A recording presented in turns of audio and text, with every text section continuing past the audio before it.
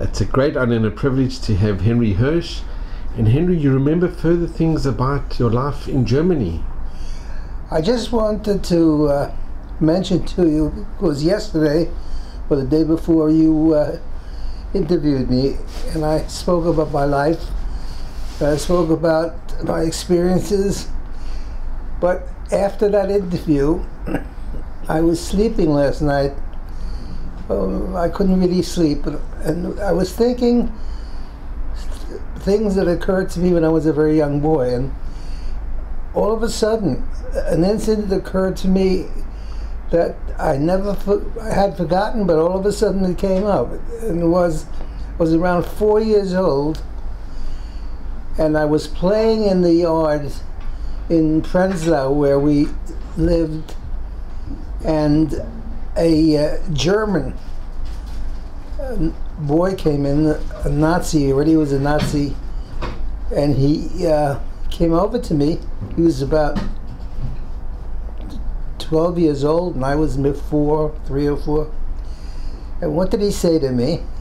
Amazing when I remember. He said, "Du dreckiger Jude, du dirty Jew."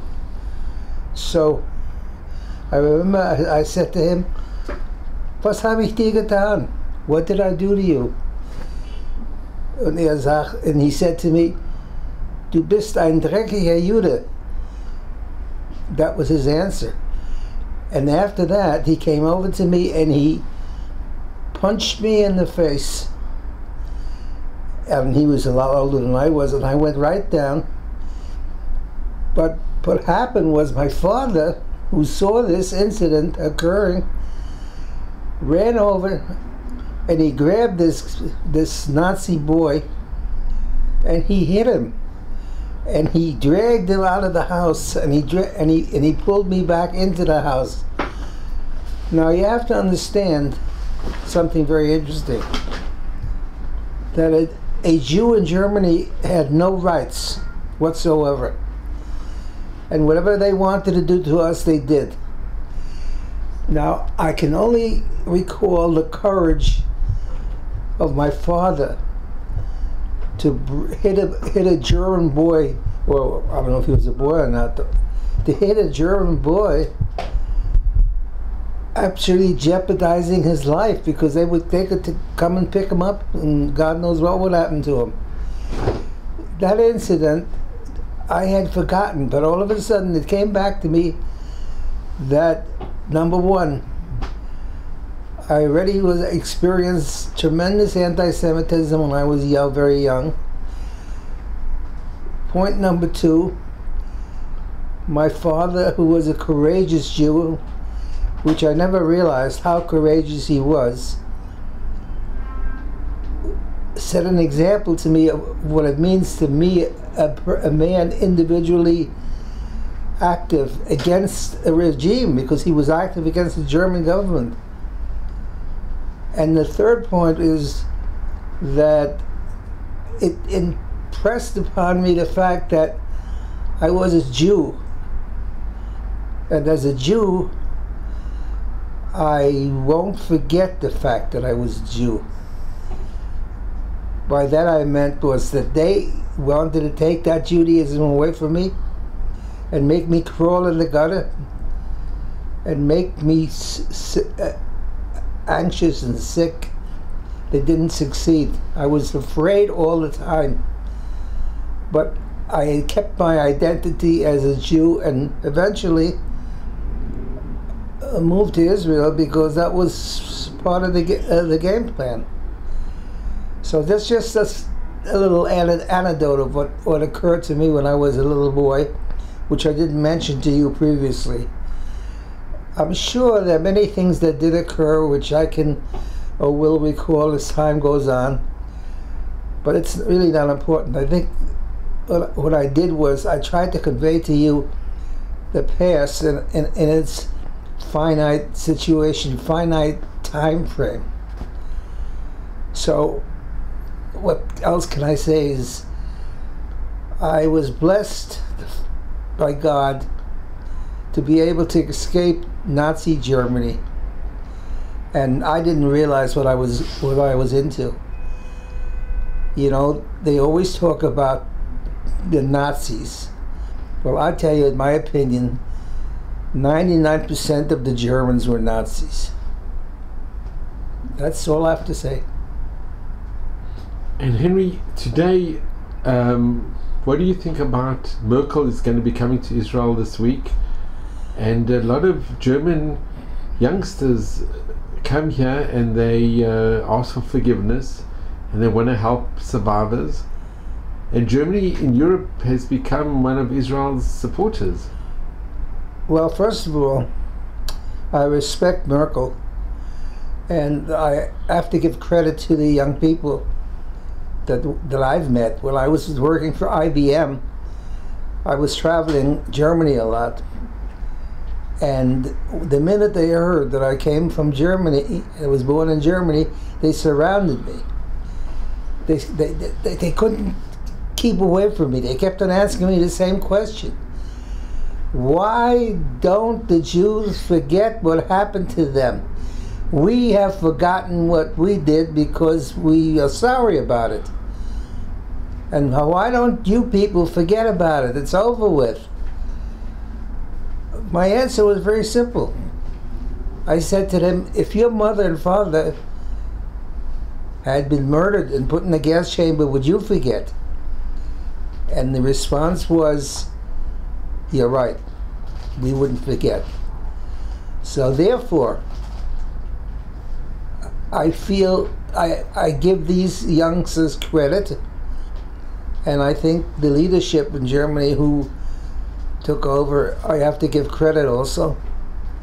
So there's nothing negative I can say about it. I think when you really look at it, from the depth of hell, the Germans, some, not all, arose and came and said, "Slicha, forgive me." And you have to give them credit for that. That's how I feel. Was it very difficult for you to return to Germany? No, not at all. Not at all. I was in Germany maybe 8, 9 times. Everything, no problem at all. And Henry, can I just ask you, there was a book that was written and they found documentation that IBM were actually involved during the war with helping Germany. Right. Helping the Nazi party. Yeah, we know about that.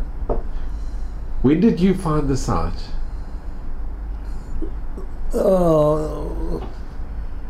Later, in the 50s, I think, or 60s, something like that. I never knew about it when I was. By the way, when I started to work for IBM, it was 1967. 1967, IBM didn't hire Jews.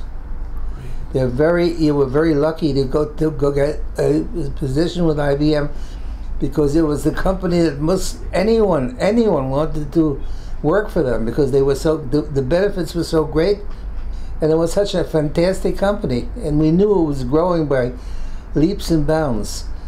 So therefore, it was a privilege to work for IBM. I don't know why I was hired. I had a specialty, and as a specialty which IBM needed at that time, they hired me in Fishkill, New York. What was your specialty? My specialty was the fact that I was involved in microelectronic systems in packaging.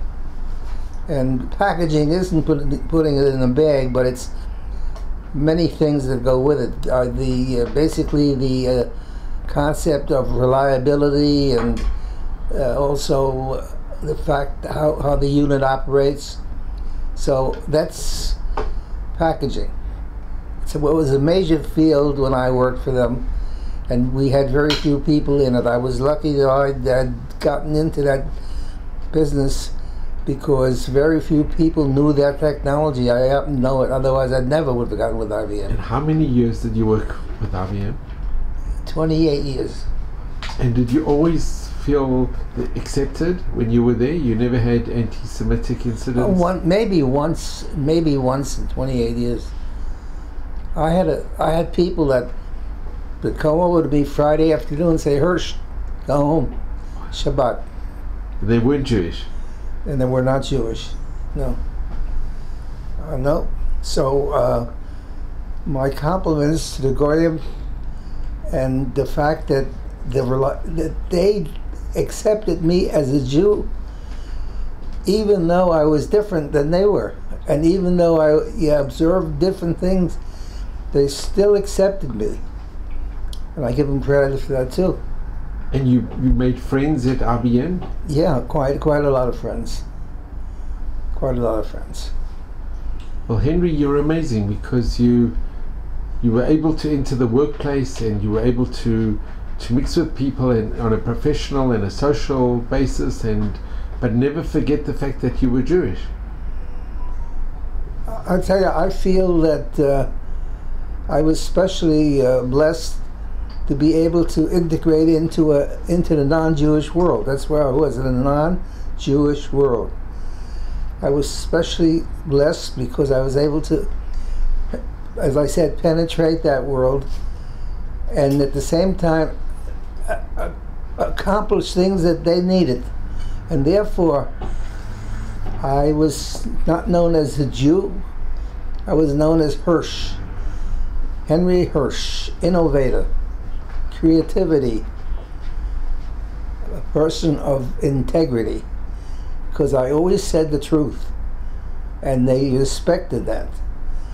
I never tried to lie about anything, because in my opinion that would come back to you and haunt you and eventually destroy you. I never did that. I always told them, when I say tell them, I told them the facts of what the situation was. If we had a problem with the technology, which we did, I didn't embellish it. I told them, we have a major problem. And after it was solved, and sometimes it wasn't solved, they came back and they said, Hirsch, we respect your integrity and your honesty. You're a very special guy. Well, you really are. And Henry, it must give you a lot of satisfaction knowing that in Israel, IBM was very, very, their presence is felt here. They've got, there's a very big IBM building when you go to, from Yerushalayim on Kvish Arba. There's a very impressive with a round building that's IBM. You know, you mentioned the fact about a book written that IBM cooperated with the Germans in certain developments. I don't remember what they were. They were, I don't know, something to do with control of people or whatever it was. It was a Nazi group. And why was that? Because the people in IBM, who were the management people, were pro-Hitler. They were actually pro-Hitler. And nothing surprises me that they wrote a book indicting IBM. I remember, it's coming back slowly, that they were anti-Semitic and they were against the Jews. And I'd say to myself, I don't deny that. I think that's true. It's just a question of when they needed people to. In other words, what happened was the technology grew so fast that they had to hire people who knew how to program, and they couldn't get non-Jews to do that, so they had to hire a lot of Jews. And a lot of my friends worked for IBM who were Orthodox Jews, and they were programmers. And if you went to, like for instance, San Jose, these guys would walk around with tzitzis hanging out. And I think old man Watson would turn over in his grave if he knew that in his employment there were people who were Jewish with tzitzis hanging out. That's a terrible thing. Terrible, but it's true. I saw it myself. And that IBM has a very big presence in Israel as well. Yeah, but I don't want to deny the fact that they were, I think, extremely anti-Semitic, extremely pro-German, and they were not against the destruction of Jews by Hitler. I don't think so. The management was Watson was not a man who loved Jews. And to be honest with you, most of the management that I dealt with originally in 1968, 69, didn't like us. They didn't like us. They accepted us because we had certain things that we needed. And if you did a good job, they respected you for it. So maybe you had an impact. Maybe by your presence being there, you changed their minds. It could be. It could be. I remember, interestingly enough, that there was a management team that I worked for. I eventually left them, who basically were very anti-Semitic. They really were. They made no bones about it. And when I went to work for them, I told them, look, I work a certain amount of time during the year, but the Jewish holidays come and I won't be here. And Friday I have to leave early, because I had another position. I didn't care at that point. And interestingly enough, after I made it very clear to them that I would observe the Jewish holidays, but I would observe Friday, that they accepted me. And after I'd worked for them for a year or two, the management became very, very friendly toward the Jewish people. Why? Because I represented the good Jews. I agree. And also, there's another fact that I didn't show obedience to, of being afraid to say what is on your mind, but to respect the person who believes in the religiosity and at the same time performs his position the way he's supposed to, and is an honest person intellectually. That's something you don't find too much. So anyway, I want to say it's been a privilege and an honor to give you information, whatever you use it for. And I hope that we get some validity from this. And at the same time, I have some self-satisfaction. I was able to convey to you my concepts of growing up in Germany as a Jew and how I felt. There are many things that occurred to me which left indelible marks upon my soul, and I don't have to discuss them because it's irrelevant today. But one thing is for sure. It's not irrelevant. It's very important. It's very, but the one thing I really think is important. The fact is to convey to different people, doesn't make any difference how big or small, that we did not live in a society of, a wonderful, and you're a good Jew, and you're this. No.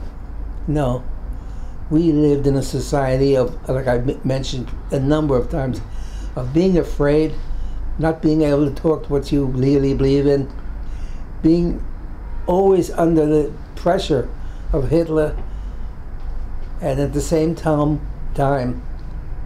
trying to somehow or other maintain your religiosity, which was, I don't know, quite difficult. So.